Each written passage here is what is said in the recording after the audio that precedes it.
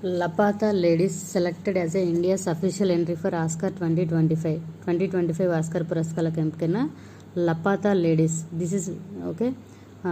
Supreme court ఆవిర్భవించి 75 ఏళ్ళు అయిన సందర్భంగా కోర్టు అడ్మినిస్ట్రేటివ్ వేడుకల్లో కూడా ఈ చిత్రం ప్రత్యేకంగా ప్రదర్శింపబడింది. పితృస్వామ్య వ్యవస్థపై తీసిన వ్యంగ్య చిత్రం ఇది. నెక్స్ట్ 2024 గాను మన భారతీయ చిత్ర పరిశ్రమ నుంచి మొత్తం 29 చిత్రాలను గుర్తించి వాటిని ఆస్కార్ అవార్డులకు నామినేట్ చేయడం జరిగింది. త్వరలో మిగిలిన సినిమాల గురించి ఇండియన్ ఫిల్మ్ ఫెడరేషన్ కార్యవర్గం అధికారికంగా ప్రకటన ఇవ్వనుంది. ఇప్పటి వరకు నామినేషన్ దక్కించుకున్న Indian movies: Mother India in 1958, Salaam Bombay in 1989, Lagaan in 2022. ఉత్తమ విదేశీ చిత్రం విభాగంలో నామినేషన్ దక్కించుకున్నప్పటికీ అవార్డులను గెలుచుకోలేదు.